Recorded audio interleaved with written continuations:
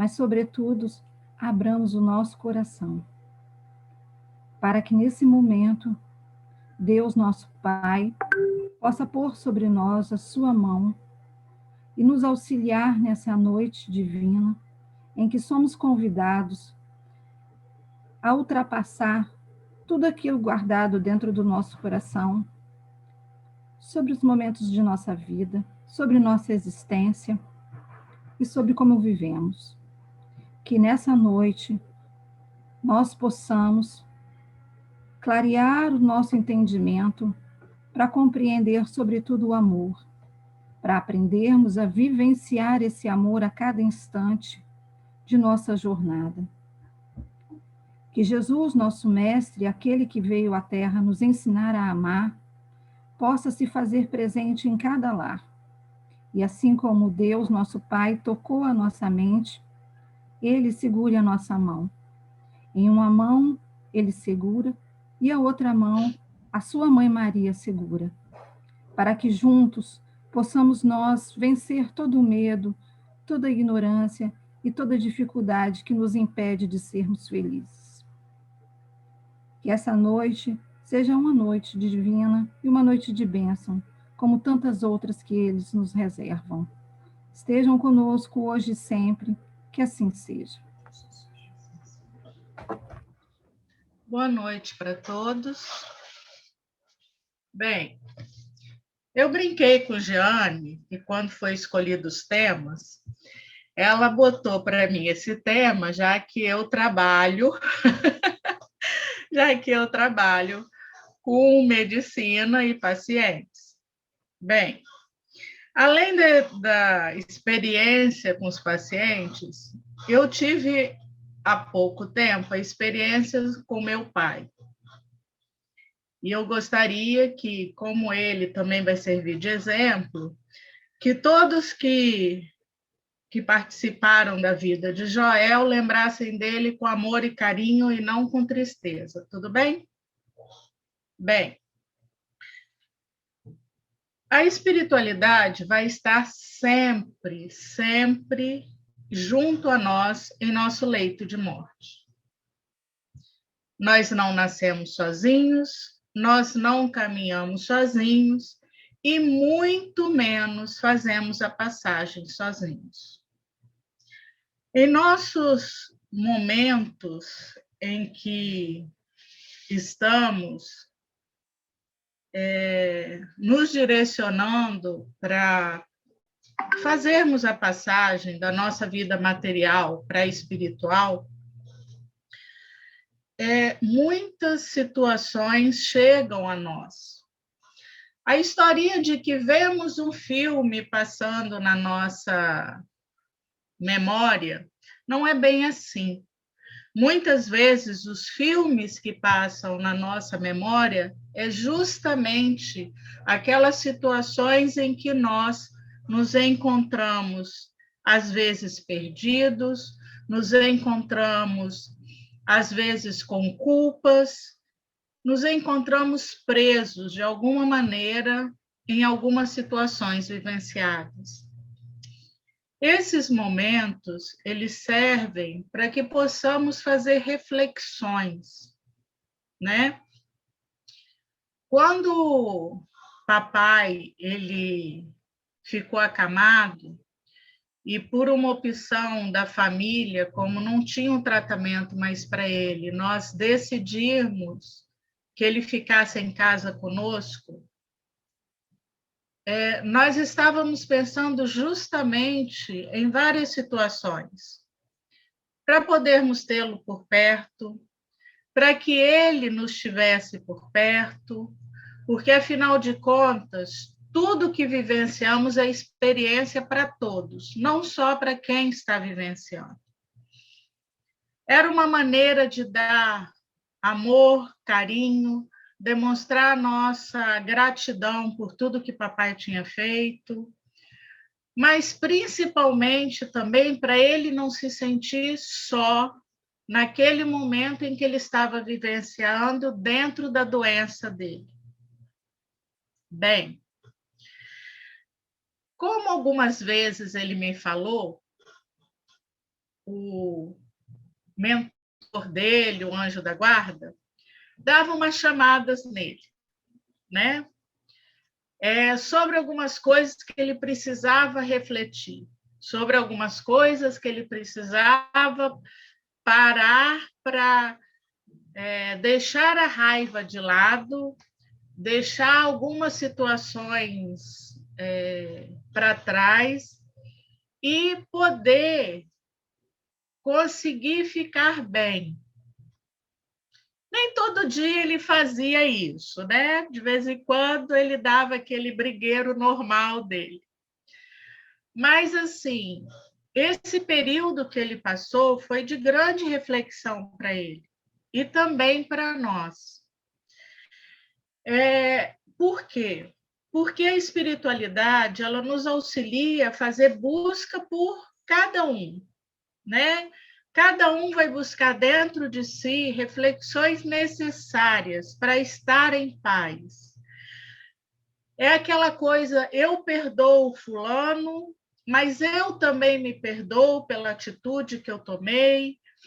E nós vamos descobrindo em nós situações que precisamos definir de uma maneira melhor. Tentar ficar sem culpa, nos responsabilizar, sim, pelos nossos atos, mas entender que podemos nos equivocar em vários momentos, se eu não estiver preparado para fazer diferente. Essas situações fazem com que eu me permita sentir a dor que ocorre ou por uma doença, ou pelo adeus que eu vou precisar dar, mas não sofra por esses momentos. Que eu consiga fazer a passagem tranquilo e em paz. Então, nós vemos muitas vezes pacientes em hospital que por rebeldia não aceita sua doença, não quer que ele quer sair daquilo ali de qualquer jeito. Ele acaba trazendo para ele um sofrimento muitas vezes desnecessário aos nossos olhos. Mas ainda para aquele irmão é uma necessidade dele para poder perceber melhor aquilo que ele tem necessidade. Tudo que vivenciamos é uma situação útil para o nosso crescimento. Eu posso não gostar da situação vivida, mas ela é útil para que eu consiga me reestruturar dentro de conceitos. Afinal de contas, os meus conceitos são relativos. Eles se fazem modificáveis a partir do momento em que eu vou aprendendo, experimentando e percebendo a minha necessidade de mudanças. E olha que muitas vezes é difícil eu querer fazer mudanças, né? Mas são situações em que as mudanças já se fazem aos nossos olhos gritantes. Então, nesse momento, eu sei que aquela mudança é importante para mim. Por isso que sempre que eu vou chegar num momento em que eu estou próximo à minha passagem, eu vou ter companheiros comigo, psicólogos, o mentor e tantos outros amigos que me auxiliam a compreender essa necessidade que eu estou no momento. A doença, ela faz parte da vida também, porque ela é uma maneira de me lapidar de muitas situações que eu já vivenciei e eu não consegui entender. Ela me dá chance de reflexão. Joel passou por esse processo, eu, Adriana, mamãe, passamos por esse processo junto com ele, porque, além da reflexão que ele fazia, nós também fizemos as nossas próprias reflexões. Reflexão do que verdadeiramente é a morte, que todos têm medo de falar, que todos têm medo de pensar. Ora, se eu estou nascendo, se eu estou crescendo, se eu estou reproduzindo, vai chegar um momento que eu vou precisar desencarnar. Eu vou precisar partir do mundo material para começar um novo ciclo na vida espiritual. Ora, todos nós estamos sempre ouvindo que a verdadeira vida nossa é a vida espiritual. Então, seria um ciclo que é a reencarnação sendo fechada, para que eu possa modificar, mudar de ano estudantil. Então, nesse processo, o que eu posso pensar? Ora, Joel completou o ciclo material que ele tinha e ele agora está num novo ciclo, aonde ele vai ter outras oportunidades de crescimento, aonde ele vai poder refazer-se para que outros ciclos se iniciem.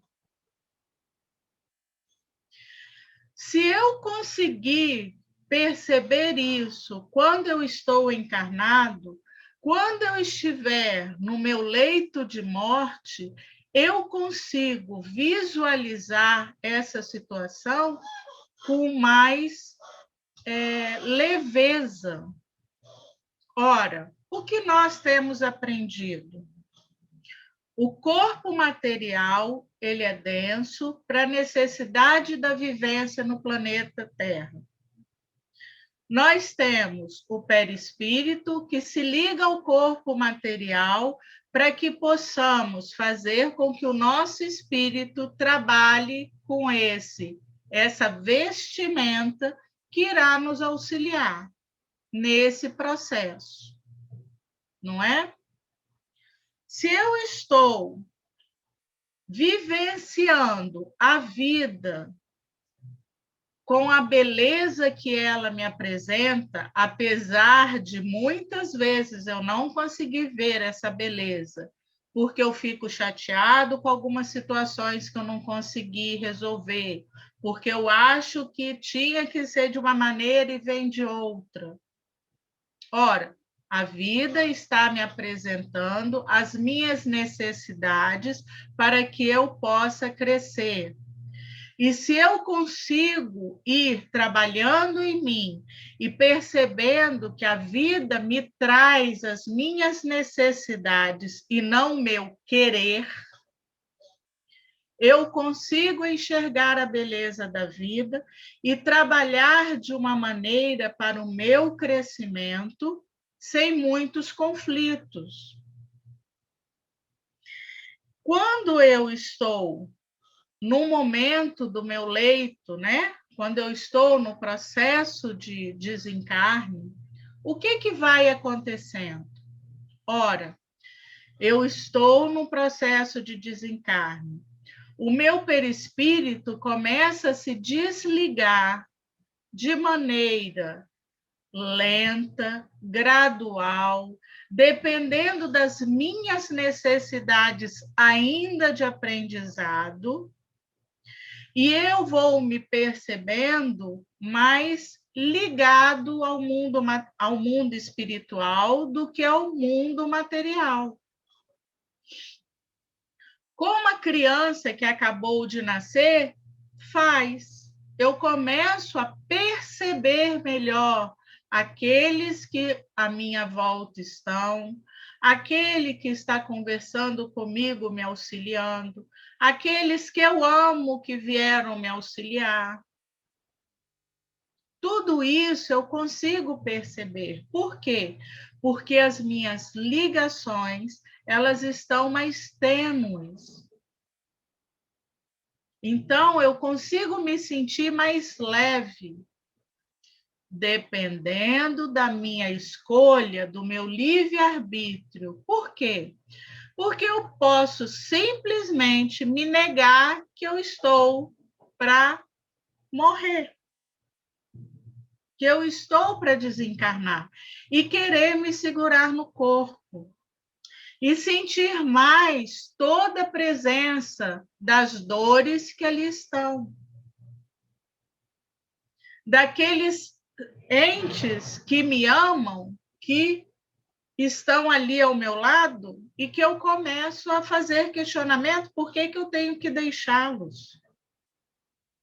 Ou, às vezes, até não pelos entes que eu amo, mas pelas coisas que eu amo. E aí, eu tentar me prender ao corpo material.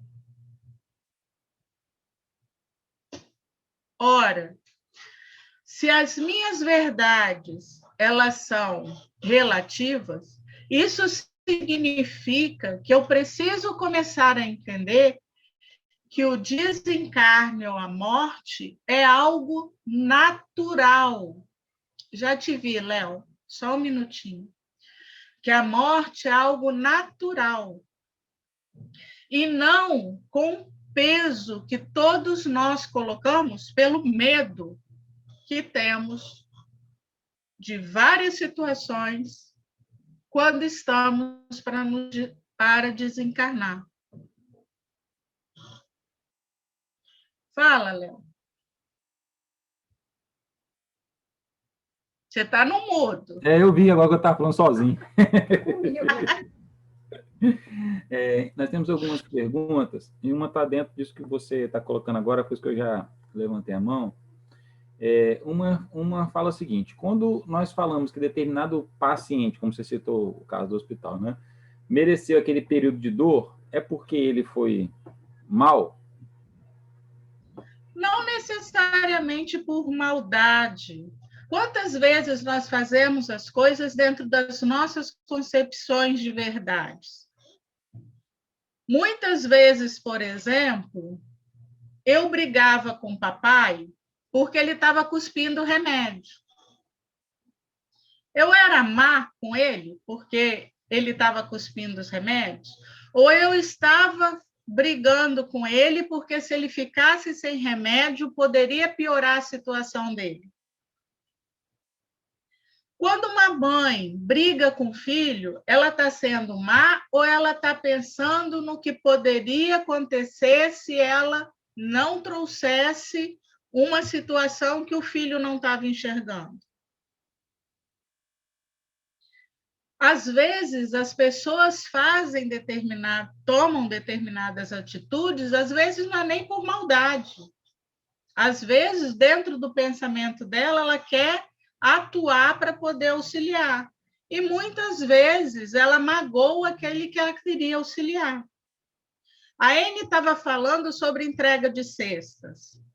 Por que a entrega de cestas precisa ter uma lista de quem deseja receber a cesta? Porque se eu, de repente, der uma cesta para quem não pediu, a pessoa pode achar que você está colocando ela como uma pessoa que não é capaz de conseguir alimento para ela.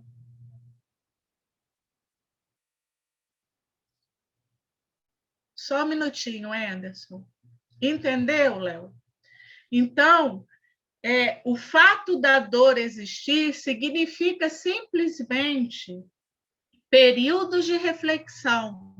Pode ser por atitudes, pode ser por pensamentos, pode ser por culpas que você está se colocando, pode ser por amarras que você não libera do passado. E não precisa nem ser passado de outra reencarnação, pode ser desse passado seu, atual. Então, nós não podemos colocar a situação como algo que acontece por isso. Pode acontecer? Pode, mas não necessariamente. Tá? Respondeu? Anderson? Não, eu acho que sua conclusão ficou perfeita, porque eu tinha entendido a pergunta feita aí como se fosse aquele momento do leito de morte, como se fosse uma punição, né? Mas eu acho que esse final de resposta aí que você já deu, eu acho que esclareceu. Obrigado. A gente não pode pensar na doença como punição. Aliás, nós não podemos pensar em nada que acontece na nossa vida como punição. Por quê? Porque se eu hoje tenho necessidade de compreender algo que eu ainda não consegui visualizar, eu preciso que algo aconteça para me fazer reavaliar posturas e atitudes. É a mesma coisa, se o professor não chega, e aí Jeane pode me corrigir se eu estiver errado, se o professor não chegar para o aluno e falar, olha, essa maneira que você está executando esse cálculo, esse raciocínio, ele não está adequado para esse tipo de questão. Se você não chama atenção, como é que você vai saber que está indo por um caminho equivocado? O Pai nos oferece tudo na vida para que nós possamos ter esse insight, para que nós tenhamos condições de fazer essas reflexões. Mas, como bons filhos que está saindo da infância e que está sendo rebelde, né? Porque, afinal de contas, a gente gosta dessa parte de rebeldia por um período, nós achamos que estamos sendo punidos por ações que estamos fazendo. Ora, meu pai não me deixava ficar na festa até depois de 10 horas da noite. Nossa, meu pai é horrível. Mas por que ele não deixava? Porque ele conhecia o mundo de uma maneira diferente do que eu conheço. Ele via algumas coisas acontecendo que eu não tinha olhos ainda para ver. Eu ficava danada, eu brigava com ele, eu reclamava, mas ele falava, não, e acabou. Olha que hoje nós estamos tendo mais oportunidades de diálogo, mas antigamente não significava não, não tinha nem justificativa. Com o pai, nós gostamos de conversar com ele, de brigar com ele, de dizer que ele é ruim, e tem hora que a gente diz que não quer mais papo com ele, até entender tudo aquilo que ele está nos possibilitando. Aí a gente volta, olha para cima e fala assim, desculpa, erro meu. Isso quando a gente é humilde bastante, né? Porque senão a gente passa batido e nem pede desculpas. Então, nesse momento que eu estou ali, é um momento que eu estou tendo a oportunidade de olhar para mim de uma maneira diferente do que eu olhava. Vamos lá. Eu trabalho na UTI. Então, vamos dizer... Posso te usar de exemplo, Anderson? Vamos dizer que você esteja na UTI comigo. Por mais que eu converse com você, eu não tenho tempo hábil de sentar do seu lado para ficar papeando.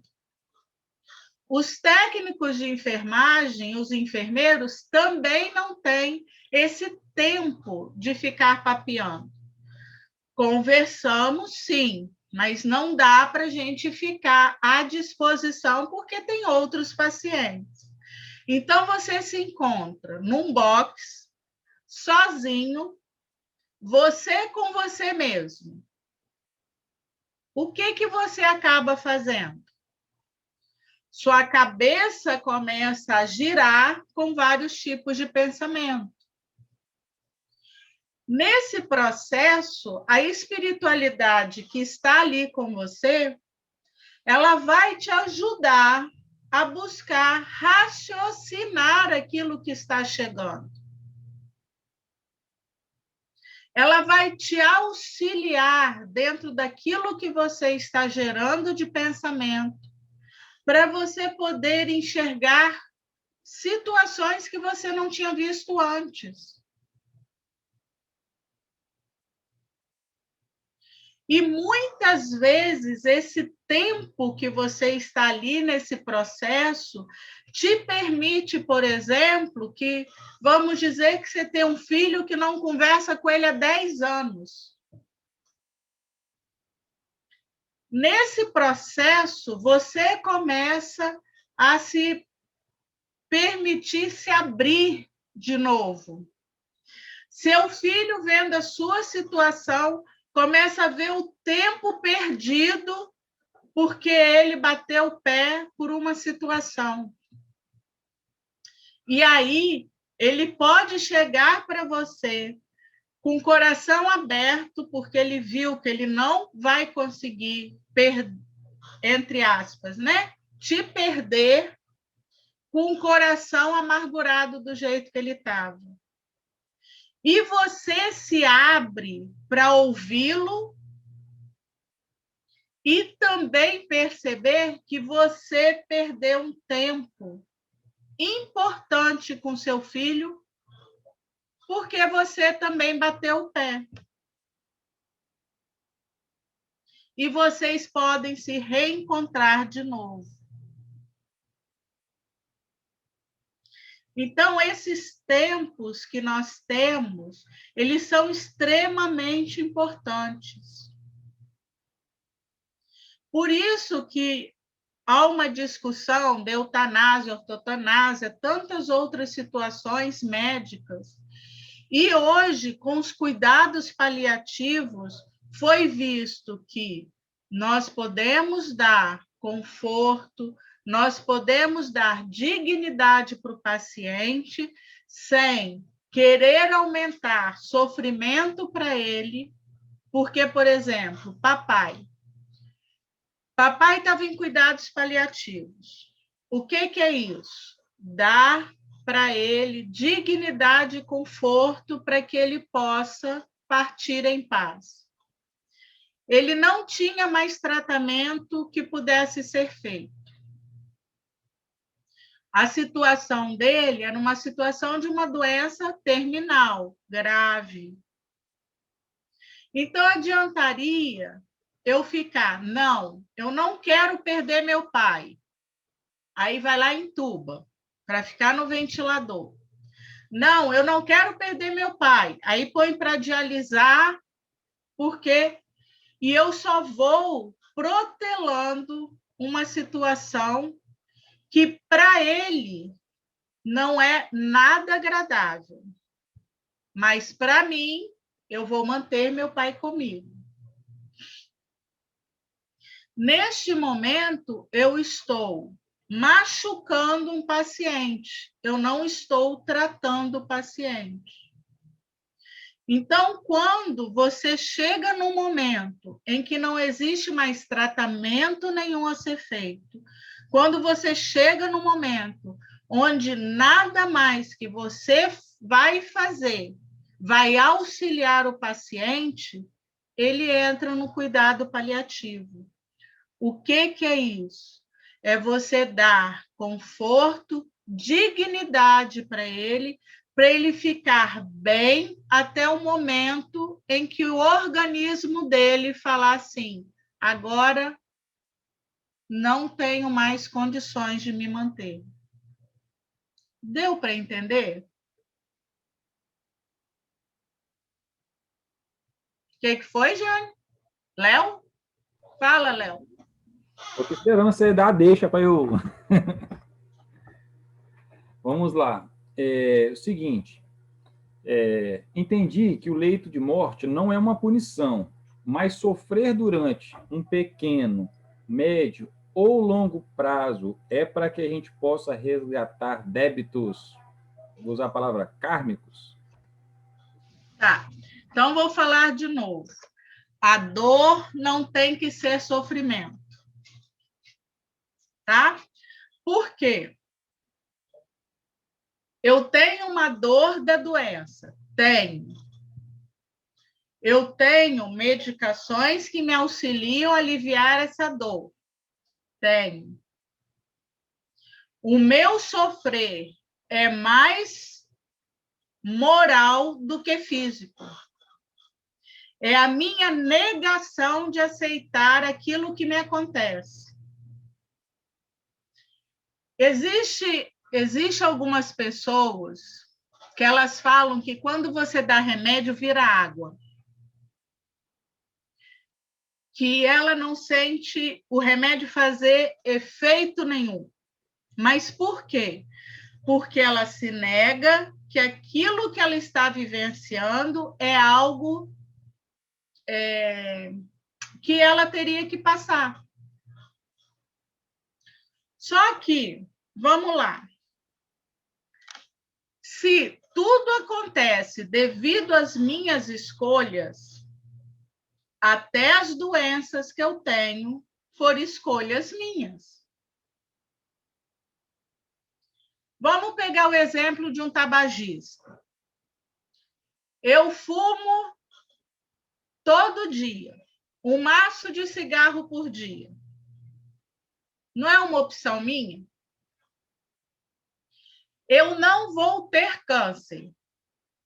É uma opção sua? Vai depender do que eu estou gerando no meu organismo. Ora, eu posso ter o câncer? Posso. Como também posso não tê-lo. Mas se eu tiver, eu posso dizer que foi culpa de Deus? Ou foi porque eu escolhi continuar praticando aquela ação?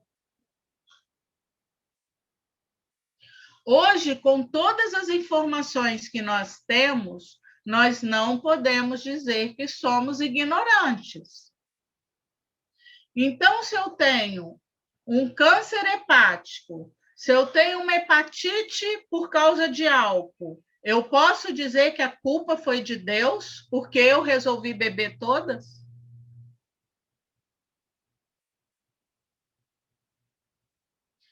Eu tenho minha válvula de escape na comida. Estou tentando melhorar. Mas se eu engordo, eu posso dizer que a culpa é de Deus? Então, no meu livre-arbítrio, eu escolho tudo o que eu estou vivenciando. Tudo, sem exceção. Aí, quando chega no momento do leito de morte, não é punição. Por quê? Porque foi escolha minha. Mas Deus é tão bom, é tão generoso, que Ele me dá a oportunidade de, nesse momento, refletir as minhas escolhas.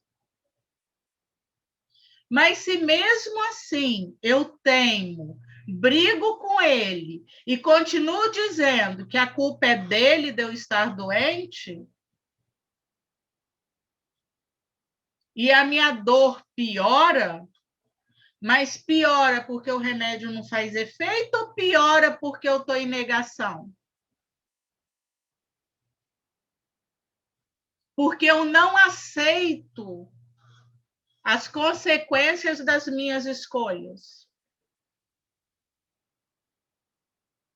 Eu quero que Deus me veja uma pessoa madura, mas não quero me responsabilizar pelos meus atos. Como é que eu posso ser maduro desse jeito?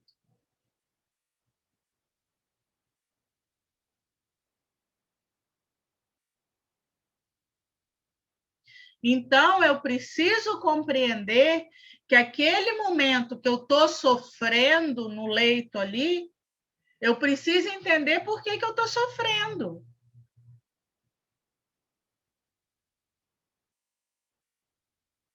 Eu preciso buscar em mim a paz, a tranquilidade, a harmonia, para que meu corpo me auxilie a ter a dor, mas não o sofrimento. Tudo bem? Tem outra pergunta, Léo? Tem mais umas 4. Teve uma pessoa que escreveu assim, não é uma pergunta, foi uma narrativa, né? Não consigo compreender como a revolta pela doença pode ser bom para o doente. Na minha visão, agrava. Ainda mais quando tem doente que, não suportando ainda, chama pela morte. Eu já presenciei isso. Como? Desculpa, repete. Claro. A pessoa escreveu assim, ó, não consigo compreender a revolta pela doença. Na verdade, não consigo como a revolta pela doença pode ser bom para o paciente. Na minha visão, se agrava. Ainda mais quando tem doente que, não suportando mais, fica chamando pela morte. Mas como nós colocamos, isso sempre vai depender do que nós entendemos, dos nossos conceitos. Tem muitas pessoas que buscam na religiosidade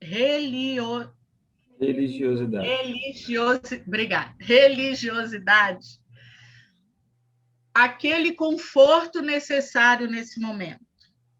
Eles buscam na espiritualidade o auxílio para passar por esses momentos.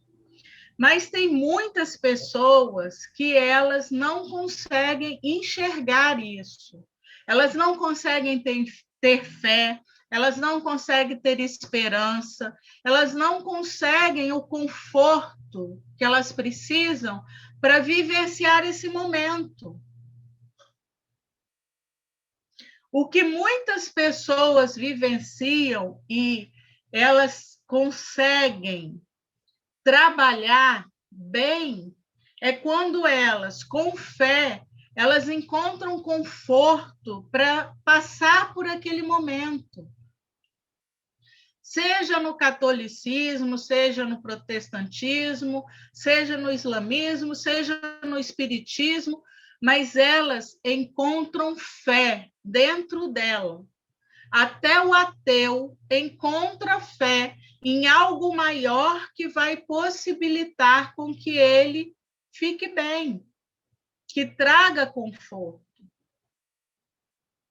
Realmente, muitos pacientes, nesse processo, acabam pedindo para morrer porque não está aguentando mais. Mas não está aguentando mais porque ele não está conseguindo lidar com si mesmo. Olha que interessante. Ele não consegue se compreender, ele não consegue se perdoar e perdoar outros.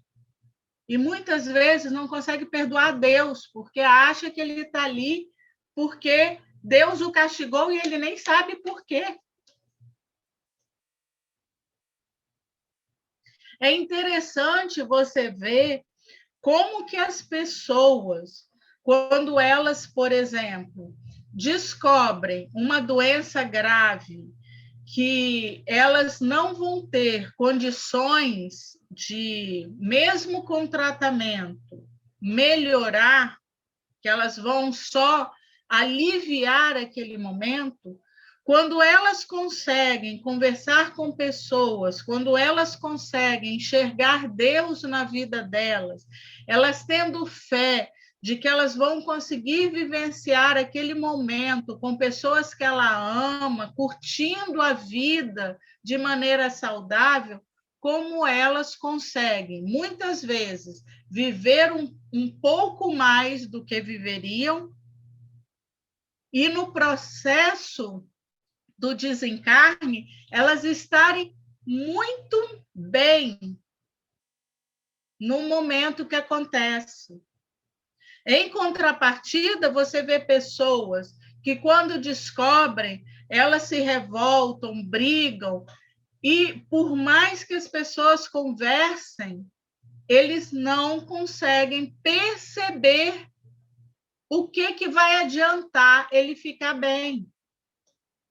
E tem uma passagem mais dolorosa, não porque a espiritualidade não consiga auxiliá-lo, mas porque ele não aceita o processo. E vocês bem sabem que chega o momento em que o corpo não está mais habilitado para manter o espírito com ele. E por mais que eu queira, eu não consigo me manter ali. Eu preciso partir. Eu preciso me libertar. E essa libertação que muitas vezes eu não consigo fazer, ou melhor, eu não consigo me permitir porque eu quero me manter do jeito que eu estava. Então, lembrem-se, eu estou no meu corpo físico, o meu espelho. Então, não é o corpo físico que está doente dessa maneira, é o meu espírito que está doente dessa maneira. Neste momento, é o meu espírito que não está conseguindo enxergar a situação que eu estou vivenciando, né? Questão de aprendizados e experiências. Respondi? Adriana, você queria falar? Perdão, tem gente na frente, Léo? Tem, né? Tem? Tem mais perguntas. Sim, pode fazer. Então, tá bom. Todos que estão no leito de morte têm maior facilidade de enxergar os trabalhadores espirituais? Qual é o motivo disso acontecer? Lembra que eu falei no início? Todos nós somos médiuns. Todos, sem exceção. Só que uns vêm para trabalhar ativamente a mediunidade e outros vêm, vamos colocar a palavra assim, latentes, né? Eu não venho trabalhar mediunicamente, eu venho para me fazer crescer. Mas eu estou latente dentro da mediunidade que eu possuo. Quando nós nascemos, até uma determinada idade, eu consigo viver nos dois mundos. Eu consigo enxergar a espiritualidade e consigo trabalhar com o lado material que eu estou no momento, certo? Mas, quando eu estou próximo ao meu desencarne, quando eu estou no meu leito de morte, esse processo também existe. Por quê? Porque eu estou começando a perceber melhor o mundo espiritual, porque as minhas ligações elas estão começando a ficar mais tênues no meu corpo material. O que acontece? Por eu estar começando a ter essas ligações mais tênues, o mundo espiritual começa a se fazer mais visível ao meu olho. Mas o que é visível? Você consegue perceber melhor algumas pessoas que são importantes para você e que fazem com que, ao senti-las, você consiga percebê-las e vê-las.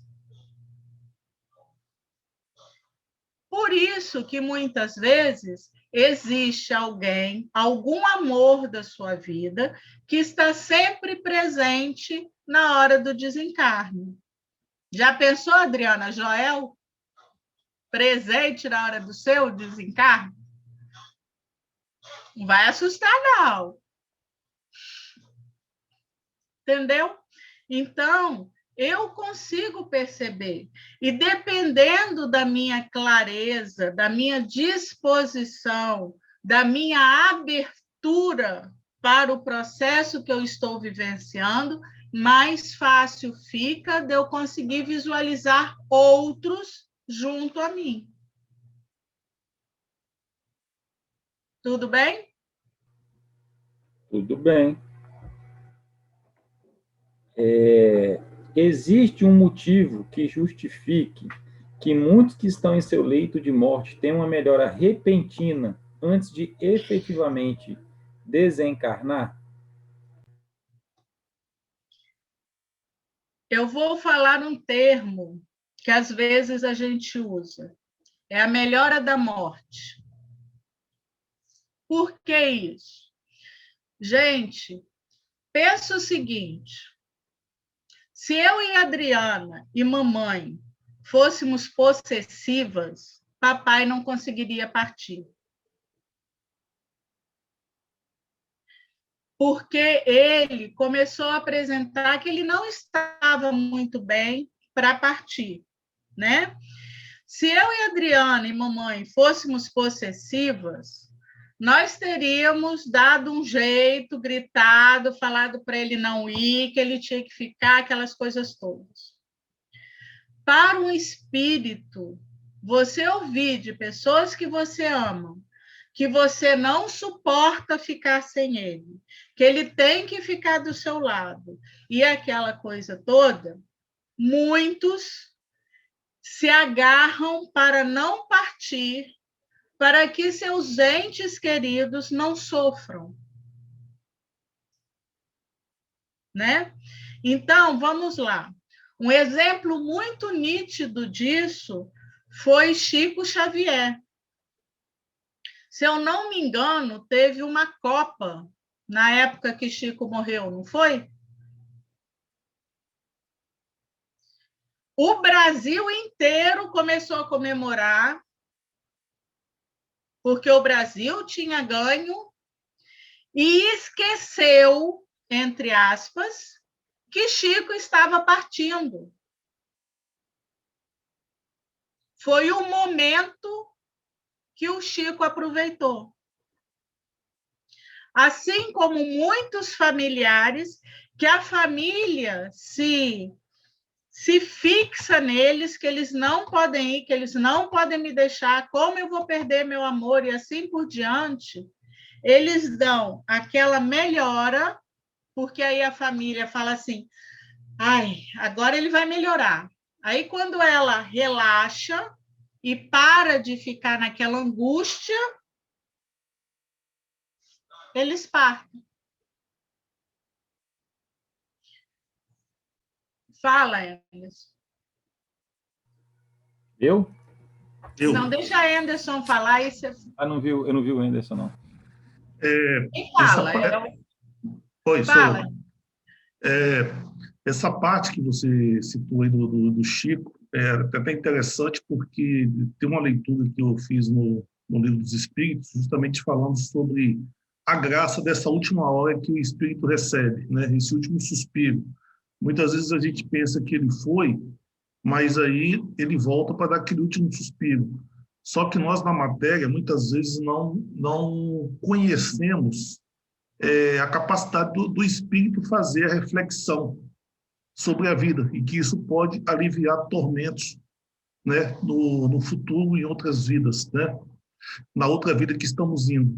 Então, eu achei interessante essa passagem, porque muitas vezes se explica, né? Muitas vezes esse último suspiro que a gente volta para dar traz-nos também uma oportunidade, né?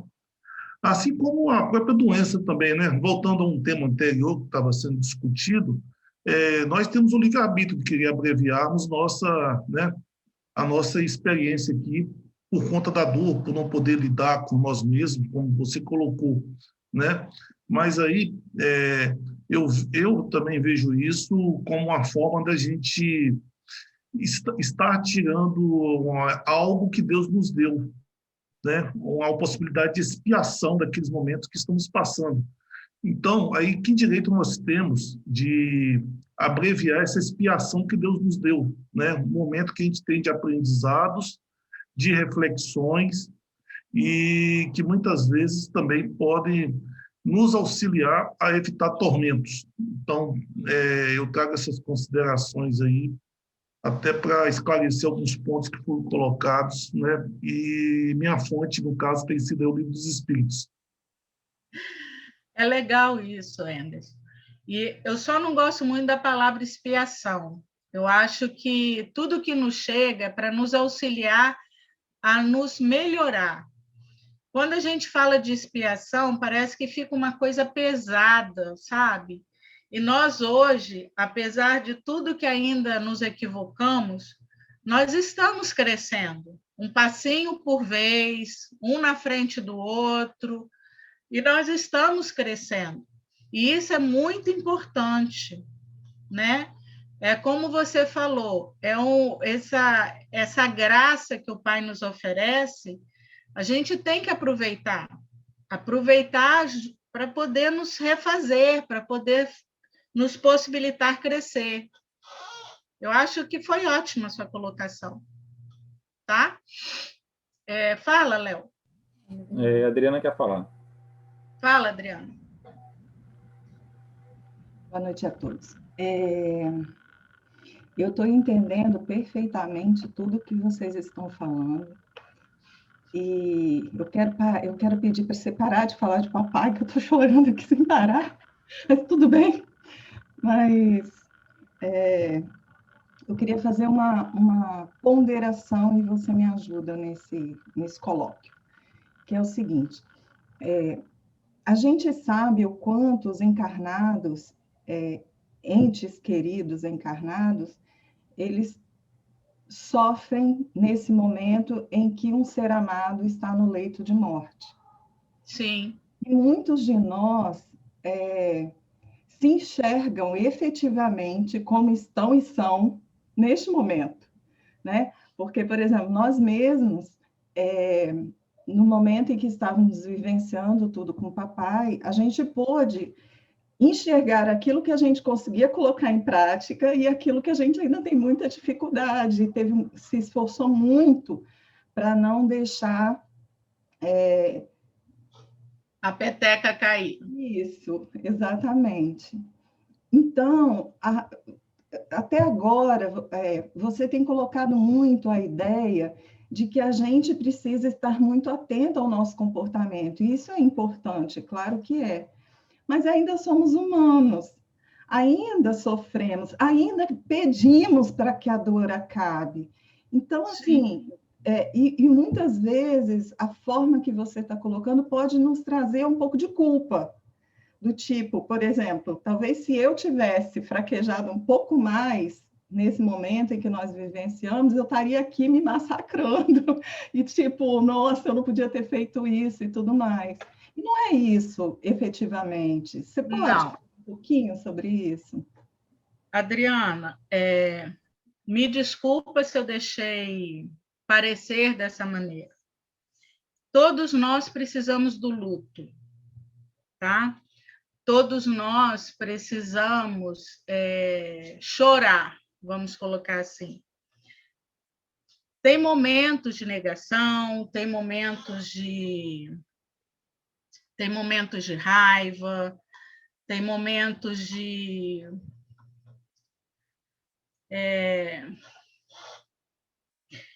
barganha, que a gente também faz, depressão, até a gente chegar à aceitação. Na realidade, é negação, barganha, raiva, depressão, né? E aceitação. São as fases que a gente tem. Eu não digo que seja equivocado as situações que nós vivenciamos. Eu coloquei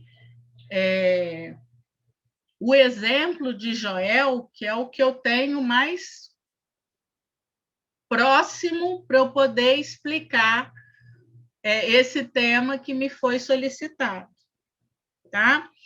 Mas as pessoas pedirem para o outro que ama não ir é a fase da negação.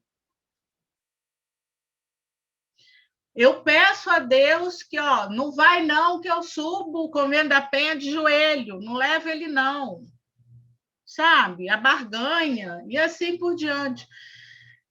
Eu não estou dizendo que isso é errado. Nós precisamos fazer isso. O que eu estou trazendo é uma reflexão sobre como podemos nos portar, como nós precisamos entender o momento que cada um passa, tanto a gente que está aqui desse lado, como aquele ente que está acamado. E que muitas vezes nós precisamos olhar e buscar caridade em nós para, pelo amor que eu tenho por aquele, que ele possa passar pelo que precisa e ir no tempo dele. É isso que eu estou colocando. Mas isso não quer dizer que eu não chore, que eu não sinta falta, que de vez em quando eu digo que eu vou reencarná-lo para matá-lo de novo, porque ele deixou um monte de coisa para resolver, né? Por quê? Porque eu busco trabalhar o que eu tenho aprendido. Não estou dizendo que seja uma coisa fácil, porque não é. Todos nós temos os nossos momentos. Mas eu tenho buscado em mim entender os processos que eu vivencio, até porque na minha área eu lido muito com a morte, com o desencarne, com o partir das pessoas. Então, eu preciso compreender a família e eu preciso compreender o paciente. E o que eu estou tentando colocar é que, para aquele que está ali sofrendo, muitas vezes você vê o seu ente querido chorar, mas está ali com você pedindo para que o melhor por você possa acontecer, é eu dizer a Deus: Pai, eu estou entregando nas tuas mãos porque sabe o que é melhor para ele. Eu não sei. Entendeu, Adriano? Então, vocês me desculpem se eu deixei um sentimento para culpa. Não foi minha intenção. Tá bem? Esclareceu?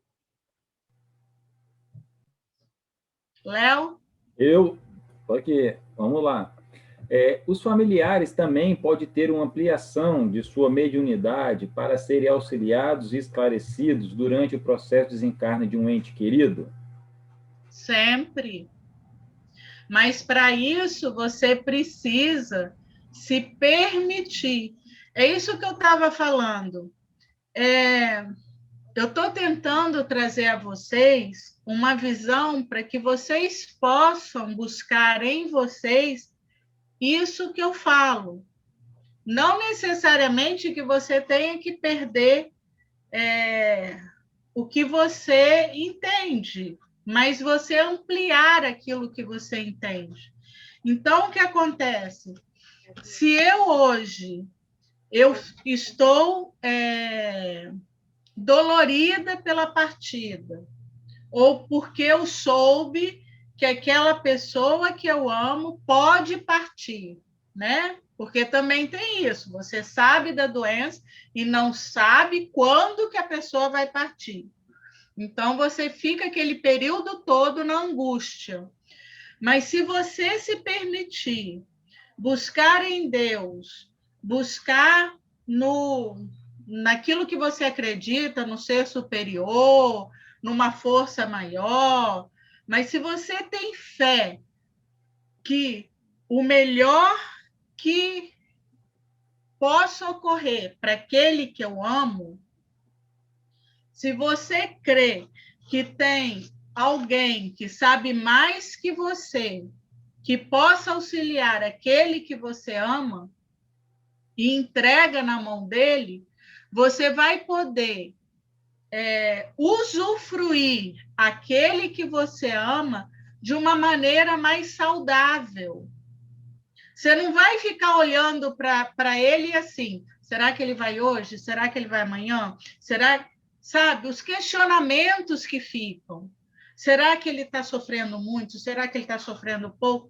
Você para de ficar com esses questionamentos na cabeça. Você simplesmente vai poder estar com aquele que você ama de uma maneira saudável, curtindo o dia, conversando, discutindo as coisas. Até às vezes, se você sentir que ele está com dor, perguntar: você está com dor? Você quer que eu veja um remédio para você? Ou alguma coisa do gênero? Mas vocês estão trazendo paz e estão recebendo paz naquele momento. Essa é a diferença. Você permite que a espiritualidade trabalhe com você para que você fique bem, para poder estar com quem ama. E transmitir àquele que você ama todo o seu amor. Porque, gente, é interessante, as pessoas acham que amar é você ficar chorando, você ficar sofrendo junto, e não é isso. Amar é você estar com aquele que você ama de uma maneira tranquila, ouvindo,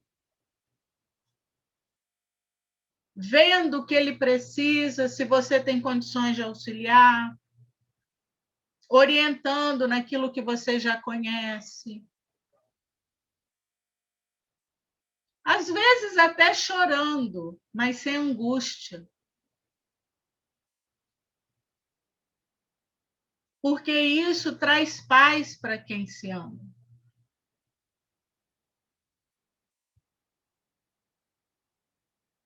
Tudo bem? Posso perguntar próximo? Pode. Então tá bom. Sabemos que quando iremos encarnar, temos a consciência do desencarne, você até já disse isso. Entretanto, ficamos com medo deste momento. Por que nos sentimos assim uma vez que já sabíamos? E não é só conosco mesmo, também com os nossos entes queridos ou as pessoas mais próximas.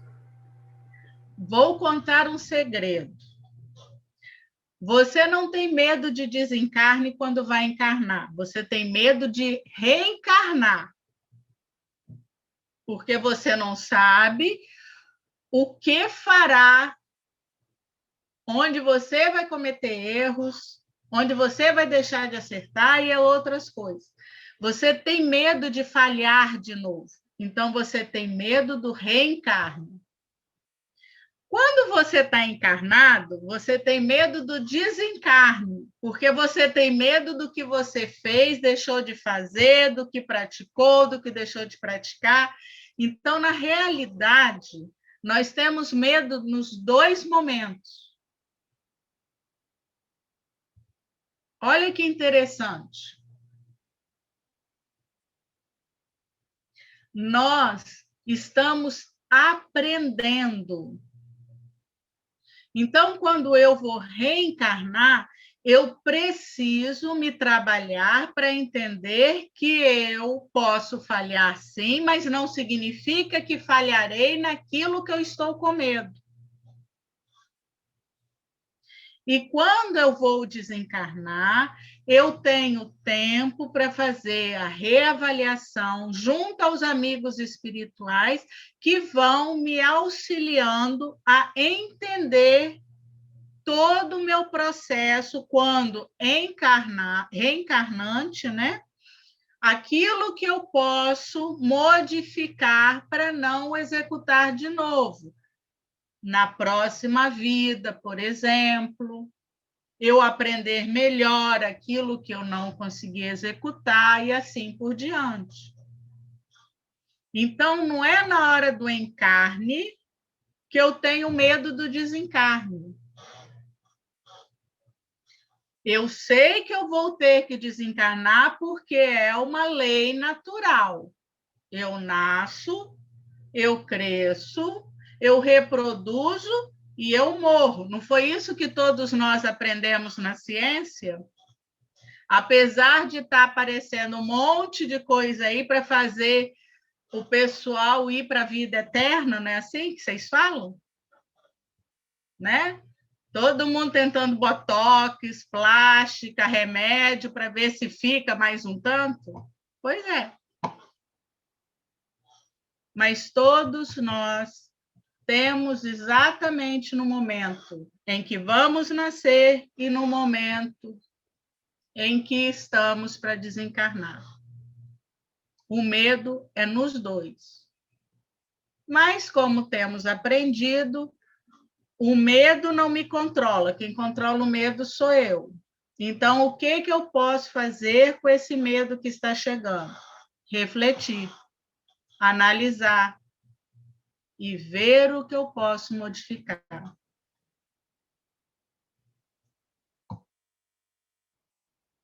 Explicou ou compliquei? Acho que foi bem explicado. Posso fazer a próxima? Pode. Tá bom. Sendo a morte natural, e ao falarmos que a gente constrói as consequências de nossas ações, nossas doenças, então ela poderia ser considerada natural? Ou seja, assim, acho que natural as consequências, né? Explica melhor isso que você falou. Porque morte natural é toda aquela que não tem acidente. Bem, então, a doença também não deixa de ser uma morte natural. Eu acho que é mais ou menos essa aí o caminho que a pessoa quis colocar. Porque acho que assim acaba sendo natural, né? Independente de natural, já que é tudo consequência. Sim. A morte natural faz parte do processo, né?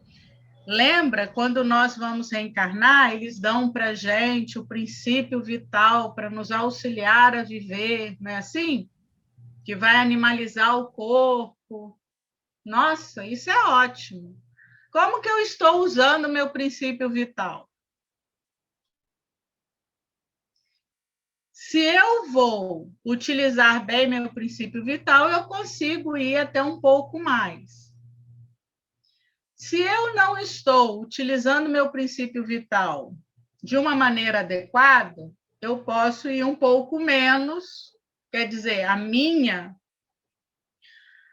reencarnação, que estava planejada até os 70 anos, pode chegar aos 55, 60. Mas, de qualquer maneira, não é o processo em si do desencarne, mas é o processo como eu estou encarando o desencarne. Porque eu vou ter uma morte natural por doença, eu vou ter uma morte natural sem doença, porque vai depender de como está o meu princípio vital no meu corpo físico. É aquilo que eu falei anteriormente. Vai chegar um momento em que eu não tenho mais estrutura para me manter naquele corpo físico. Eu não tenho mais princípio vital que me ajude a me manter naquele corpo físico. O corpo físico chegou no momento em que ele precisa voltar ao pó. E aí eu preciso sair, me libertar daquele corpo físico e voltar ao mundo espiritual. O que é diferente, entre aspas, de uma morte por acidente ou por uma morte mais trágica, né? Seria. Por quê? Porque nesse momento, dependendo da necessidade, você vai precisar deixar o corpo físico, porque o corpo físico não pode mais te manter por lesões mas ele mantém um princípio vital que vai precisar ser recolhido.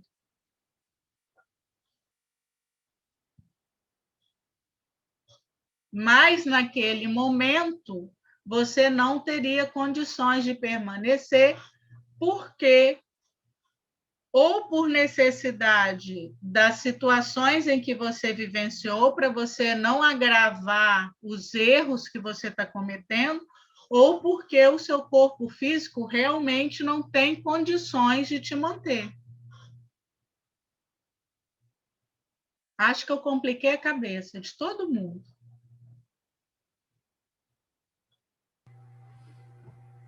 Tá ótimo. Posso continuar? Pode. Mais algumas ainda.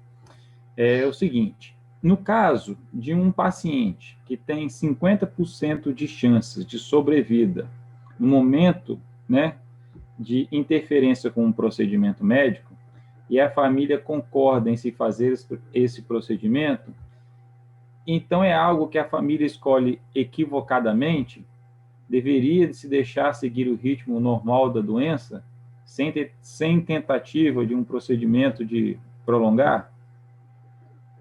Presta atenção. Lembra o que eu falei anteriormente? Existe momento em que eu não tenho mais o que fazer pelo paciente. Eu não tenho mais o que fazer. Nesse momento, mesmo a família querendo que eu faça que eu tome algumas outras atitudes, isso vai mais prejudicar do que auxiliar aquele que eles amam. Mas, nesse caso, tudo que eu poderia fazer para auxiliar aquele paciente foi executado. Então, eu não tenho mais nada que eu possa, dentro da ciência, né, com medicação, com diálise, com cirurgia, com tudo que você puder imaginar, eu não tenho mais como fazer para tirar o paciente da situação que ele está. Não vai mudar o prognóstico dele. Tá? Agora, vamos supor, eu vou pegar o Anderson de exemplo, porque o Anderson deixou, é meu apoio, todo mundo sabe que ele é médium da casa, então ninguém vai ficar chateado. Vamos dizer que o Anderson sofreu um acidente, tá? E aí, Deus queira que não, Anderson. Tá bom? É só um exemplo. E aí, Anderson está no hospital grave, muito grave, e o cirurgião chega para a família e explica: olha, o Anderson sofreu um acidente grave, ele está muito grave, ele tem uma chance de, na cirurgia, nós conseguirmos melhorar, estabilizar o quadro dele, para que ele siga e melhora, mas também podemos, no momento da cirurgia, que ele vá a óbito.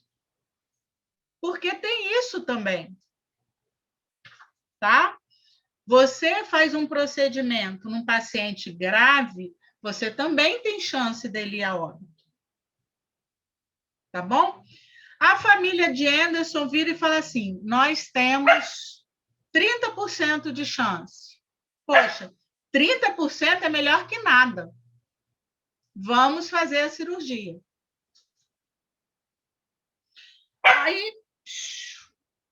Aí faz a cirurgia do Anderson. O que vai acontecer? O Anderson passa pela cirurgia, o Anderson consegue sair da cirurgia e o Anderson, com a força de vontade dele, com a vontade de melhorar, ele fica bem, ele vai numa curva de melhora. Mas ele tinha 30%. Sim, ele tinha 30%.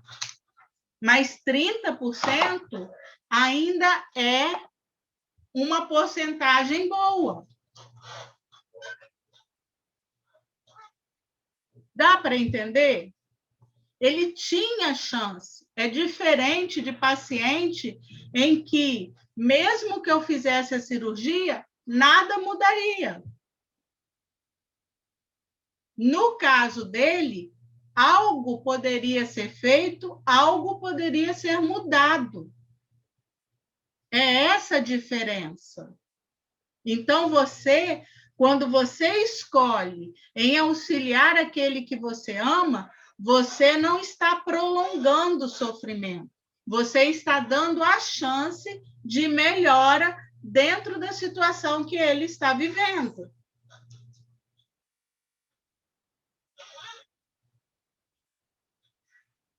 Quer fazer mais alguma pergunta, Léo? Sim, nós temos mais algumas ainda. Vamos seguir aqui.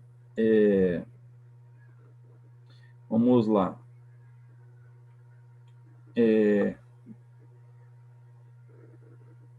Minha mãe está em tratamento paliativo há 10 anos, pois a medicina não pode fazer mais nada por ela.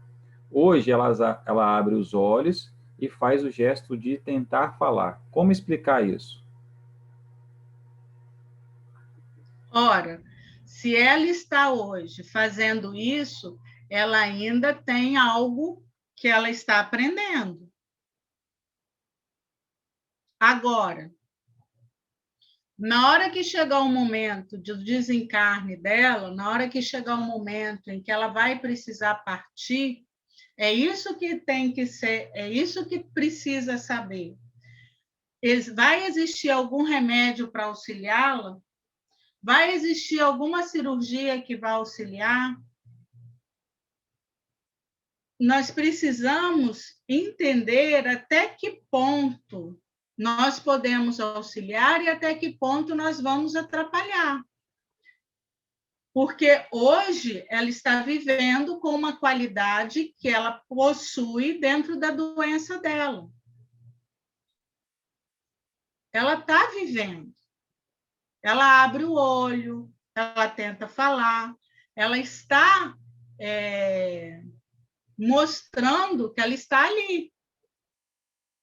O negócio não é o paciente que está em coma, o negócio não é o paciente que está tetraplégico. Nós temos que avaliar na hora em que ela estiver no momento para desencarne. É isso que precisamos ver.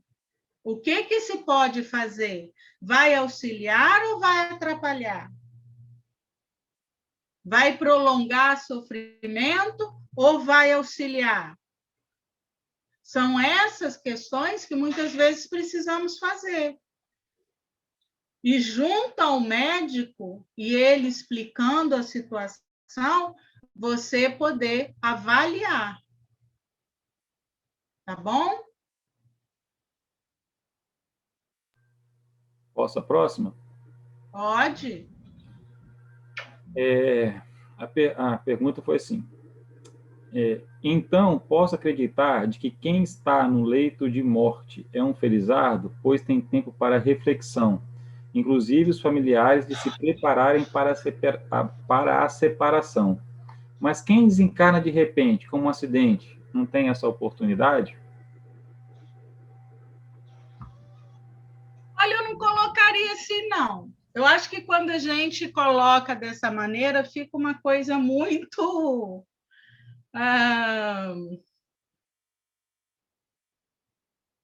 parece privilégio, sabe? E não é isso. E não é dessa maneira.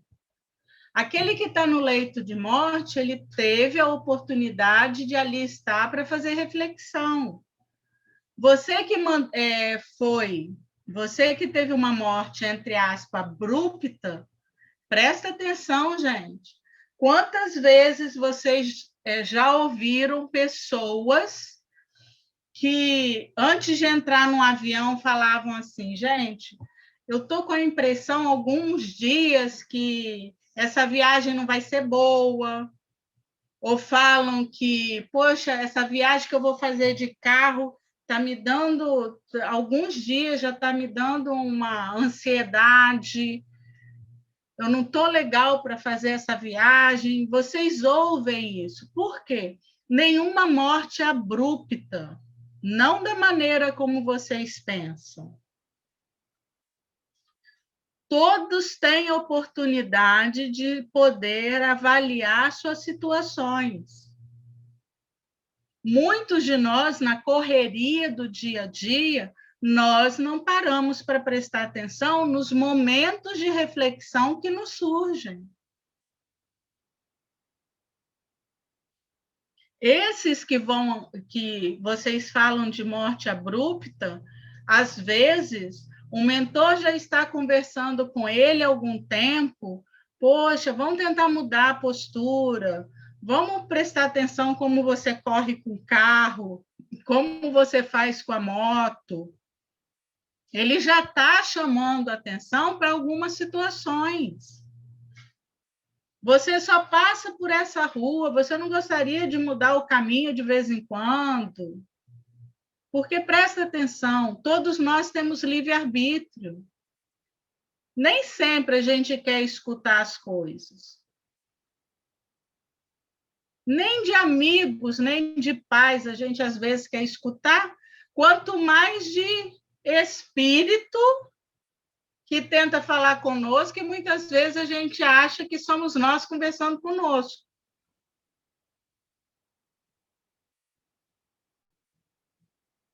Mas nós temos, muitas vezes, intuições do que não deveríamos estar fazendo, mas teimamos em fazer.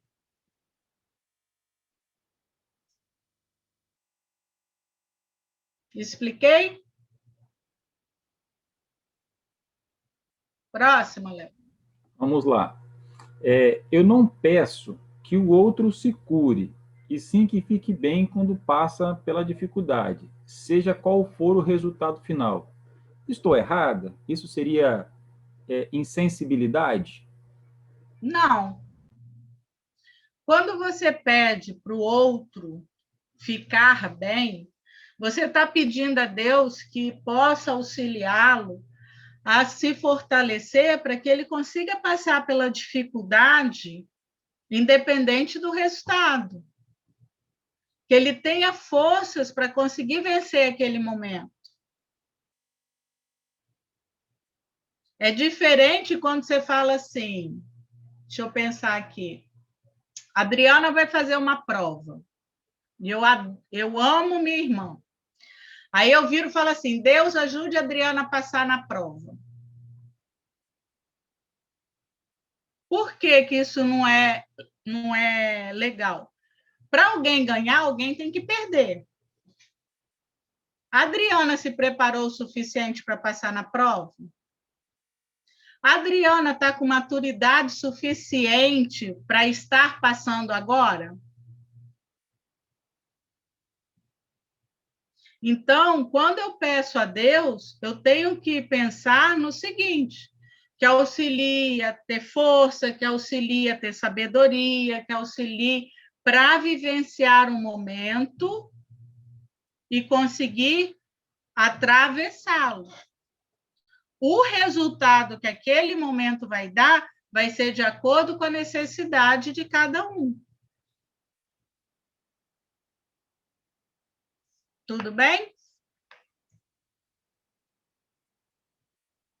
Tudo bem. Vamos lá. Temos mais uma pergunta. Seguinte. Quando nossos animais de estimação estão condenados à possibilidade, por exemplo, dele receber uma injeção, né, que a gente chama de sacrificar. E temos a escolha, né, de aliviar esse sofrimento. Então, por que não podemos, né, optar por aliviar o sofrimento das pessoas que nós amamos? Enfim, por que a eutanásia é tão questionável? Porque nós não somos Deus? Olha que interessante, gente. O Anderson falou um negócio anteriormente que eu achei perfeito, sobre o último suspiro. Quem sou eu para saber qual é o momento ideal para aquele outro partir?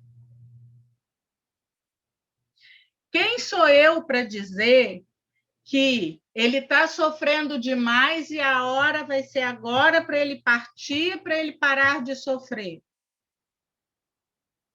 O que que isso significa para ele, que está no momento de raciocínio?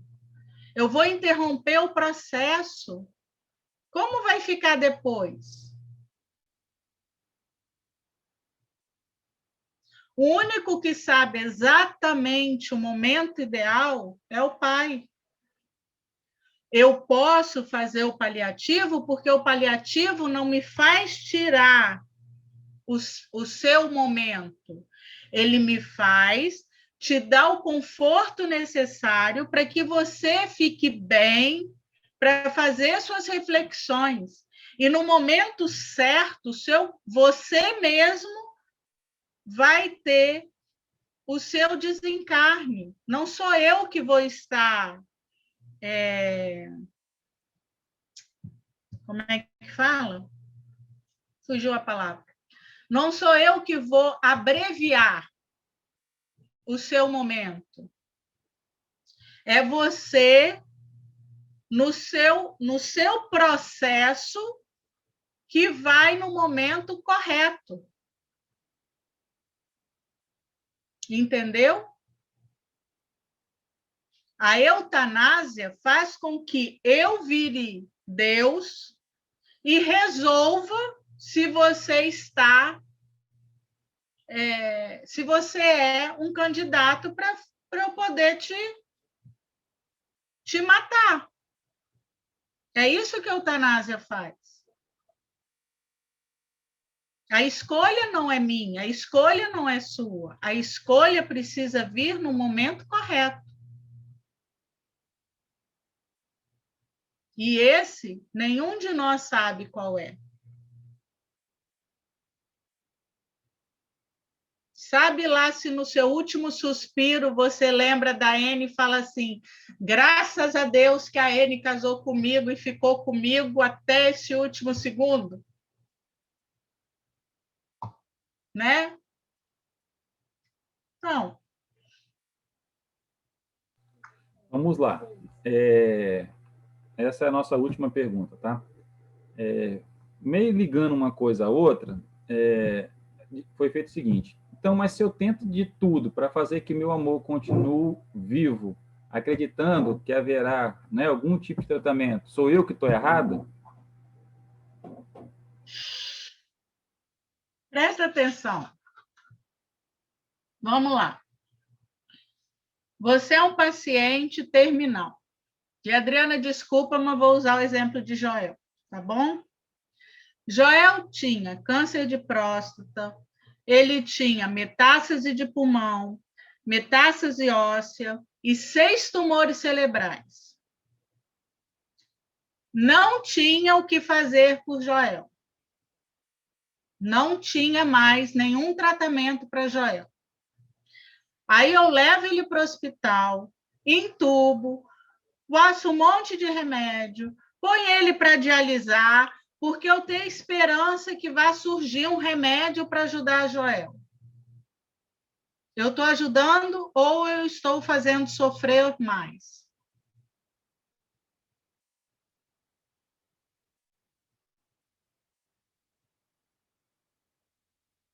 Se eu amo, eu tenho que confiar naquilo que hoje eu possuo no mundo. Se não existe mais tratamento, se não existe mais nada do que eu possa fazer pela parte da ciência para aquele que eu amo hoje, eu ficar tentando prolongar, protelar para que ele não morra, eu vou fazer aquele que eu amo sofrer.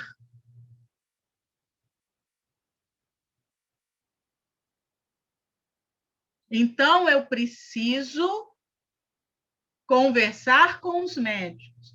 Existe possibilidade? Existe. Não existe possibilidade? O que eu posso fazer para auxiliar a passar por este momento que ele está passando, até o momento em que ele irá desencarnar.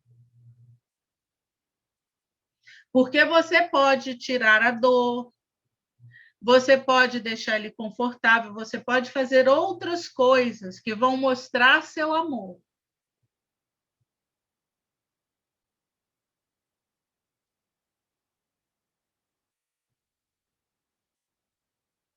Isso é algo para que nós possamos raciocinar.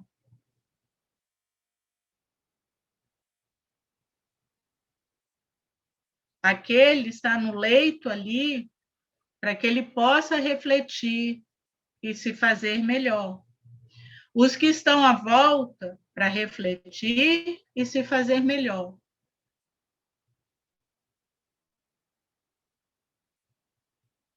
São os aprendizados, as experiências, as possibilidades que nós temos de crescer moralmente, de crescer como pessoas. E aí eu vou falar algo para a Adriana não puxar minha orelha. Eu não estou falando para ninguém ter culpa, tá? Eu só estou falando para que nós possamos raciocinar, para entender melhor o processo da vida.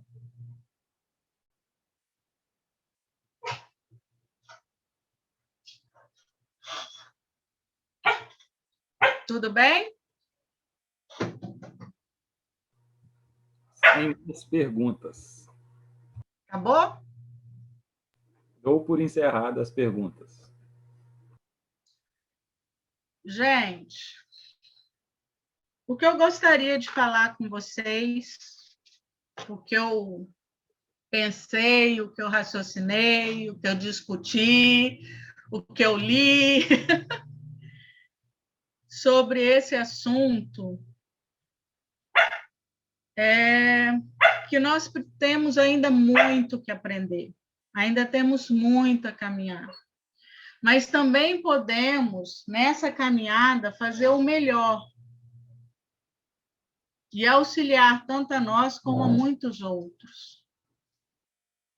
Creiam em vocês, creiam no Pai.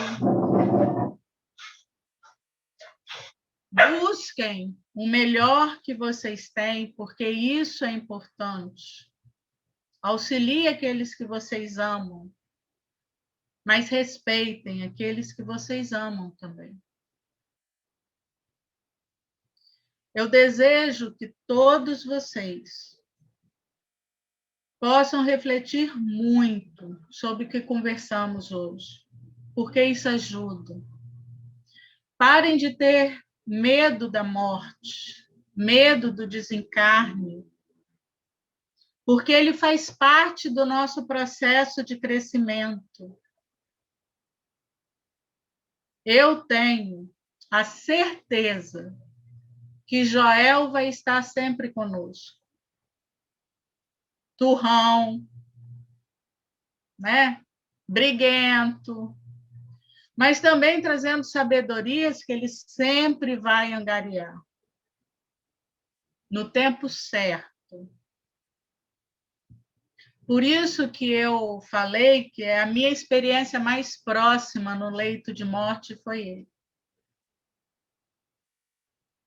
E agradeço a cada um de vocês pelas oportunidades, pelas orações, por tudo que ajudaram o Joel a ir em paz, porque ele foi em paz. Teve dor, sim, mas foi em paz.